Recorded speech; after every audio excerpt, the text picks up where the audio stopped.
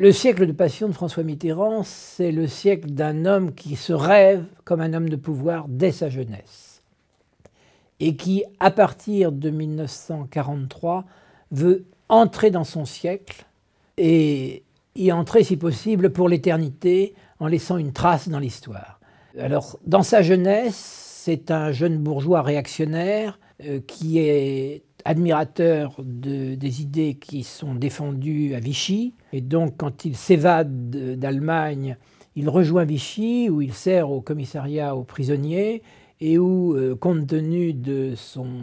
œuvre pour les prisonniers, pour l'entraide aux prisonniers, il est reçu par le maréchal Pétain pendant une vingtaine de minutes, d'où la célèbre photo dans laquelle il expliquera d'abord que l'un des membres reçus par le maréchal Pétain est mort en déportation, ce qui veut dire que ça n'est pas parce qu'on était photographié avec le maréchal Pétain qu'on était forcément un collaborateur.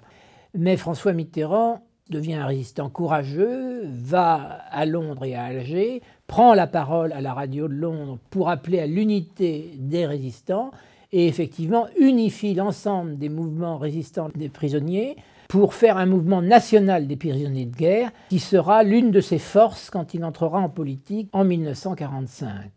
Il devient ensuite un opposant irréductible à Charles de Gaulle et c'est ainsi qu'il obtient 46% des voix à la première élection présidentielle au suffrage universel en 1965. C'est un livre qui vraiment lit constamment les images et les textes, avec des images